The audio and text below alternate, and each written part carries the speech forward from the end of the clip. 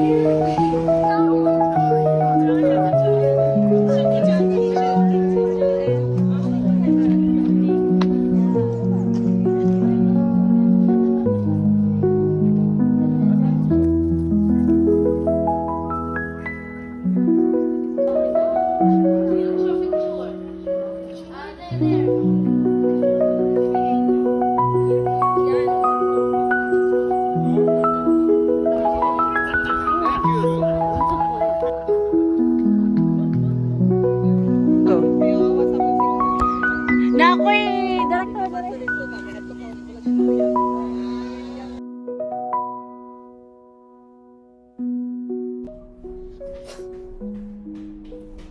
guys.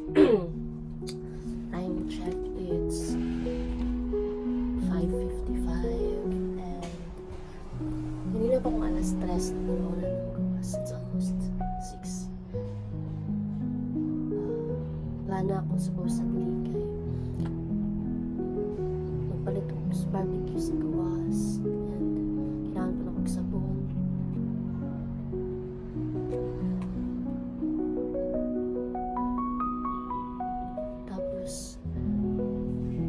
I decided na magdadalag Jollibee kaya ito na lang ako mag-dinner kasi na kayo rice kaya wala na kayo gawas-gawas siya.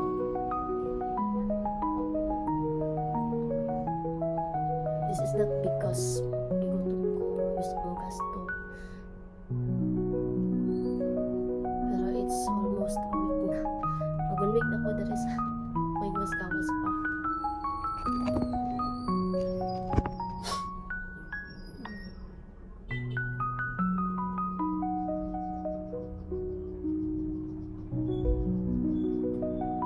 Kabalo ko, I am doing this para sa mga sarili. Gusto mo kastorya o mag-kastorya dali. All I do is cry, listen sa ako ang mga anxiety.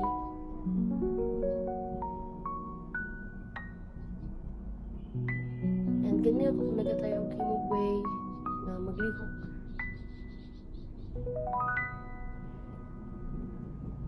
Gitayin akong paano ang akong laptop. Pero natulog ako. Hindi ko mong mata. Natulog ako.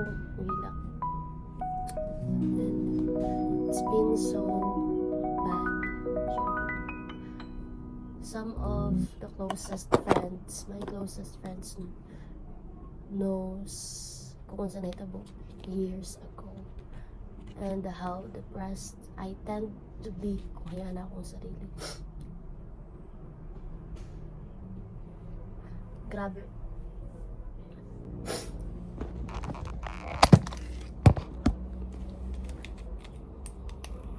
Grabe akong pag-try na maging okay.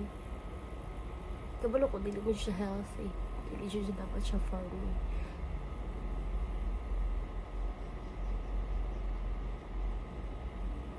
And yes, sadly, I'm here again. Closing the doors to everyone. Like, literally, kinalak na ko ang door. I've been making ways na para wala'y makasulod. Okay ba ko?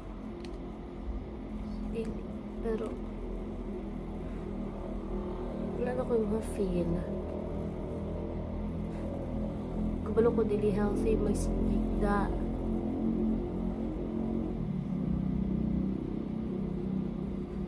Pero kaboy ka kung lawas mo niyo.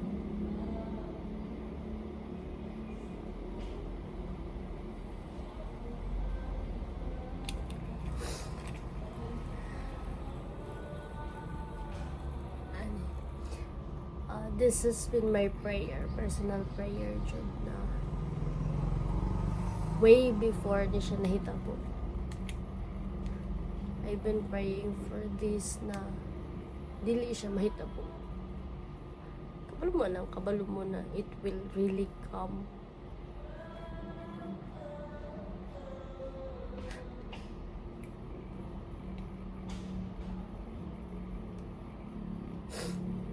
And Yes, it has come.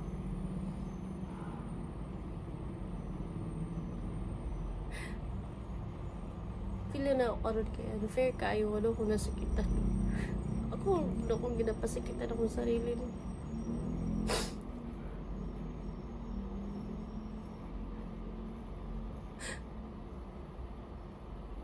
Kaya man good.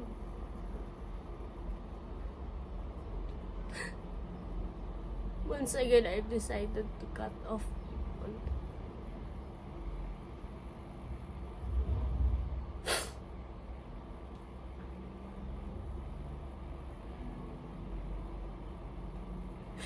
And the Lord knows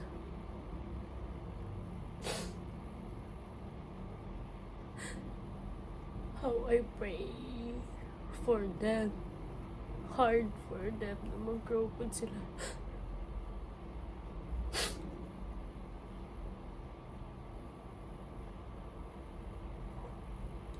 Pero masakitan mag-ig ko kay ganun.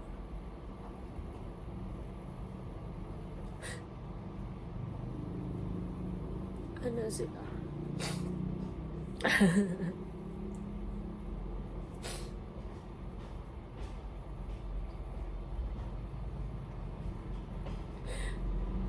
Sakit to let go of people. Hindi naman ko nagkagtaong giguman. Hindi mo ko open. Hindi mo ko extrovert na tao. Kapuluan ang feeling ng gamay na lang gali ang ibang ginagip na tao. Let go pag hindi mo.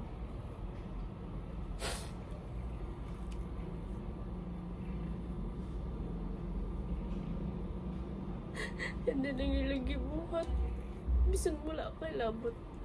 Somehow, affected gyapon.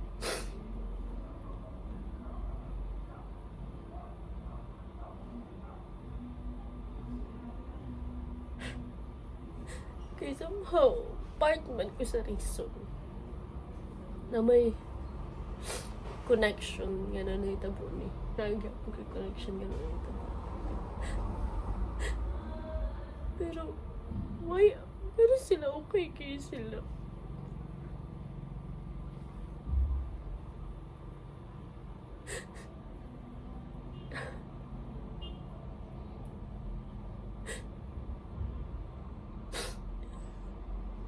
Ako naghihilak pero ako walin dali ko naghihilak nasikitan pero wala okay lang sa ilahan na hindi mag-reach out.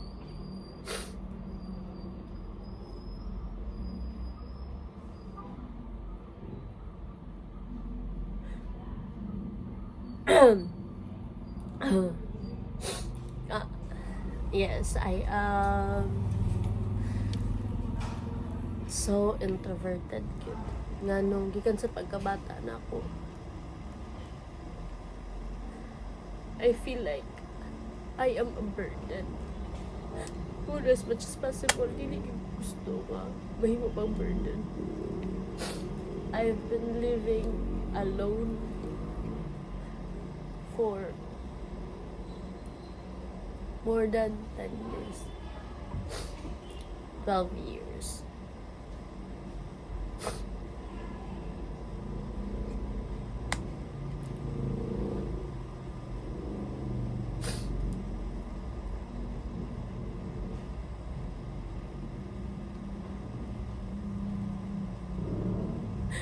Wala sa masakit pero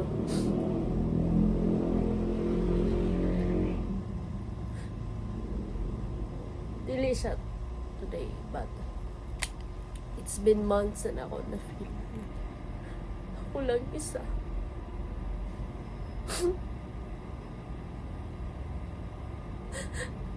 I wanna go home pero wala ko paluasa ko home.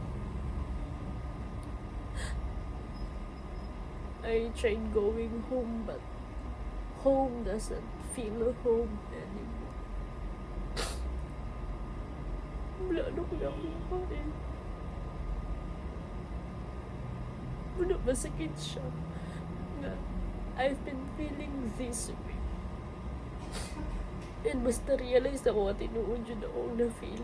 Karon na wala gini ay, wala gini tao mo. Gina-consider ko as important. Ako naman po, tanaw ka nila. Ako naman, mga vlog na ako naman yan nga. Kinapost ako and I barely watch it.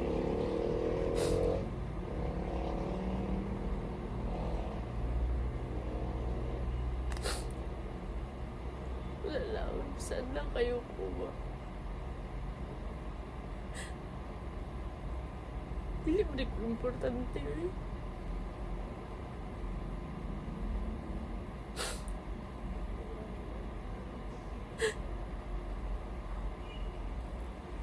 Grabe ko mo treasure ang tao. Like, especially pag na problem, dili man ko istorya mo at agong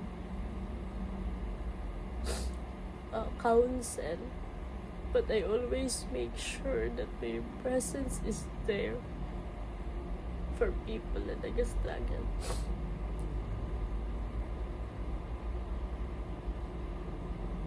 And sadly, no one does the same way sa kuha.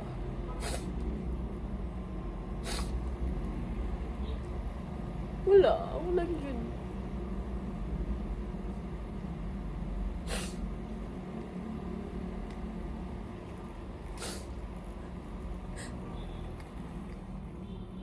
Selfish kayo no, pero isa dyan sa kong prayer karon. Lord, gusto na kong family nga ako pero kabalo ko dili mo na hayaan sa Ginoo na ihatag na sa ako akin. Ako kasi dili in tune sa iya plano. Kala lang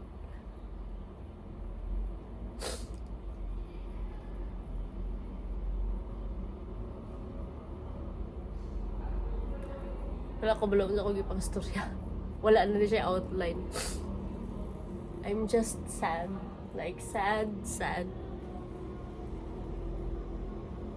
Maybe depressed. Yes, I know I have this tendency na ma-depress siya. Dili na ako na siya gusto. Pero sige lang. Hayaan ako na ma-feel ka ron. Huwag mo ko yung choice, di ba?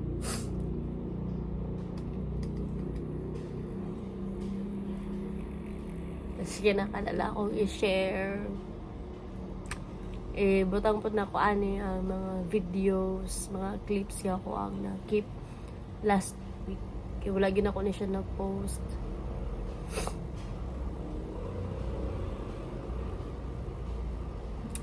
And yes, i-try na ko nga magawas hapon. Magawas lang para makita ko outside world. Bye guys. Bye yourself.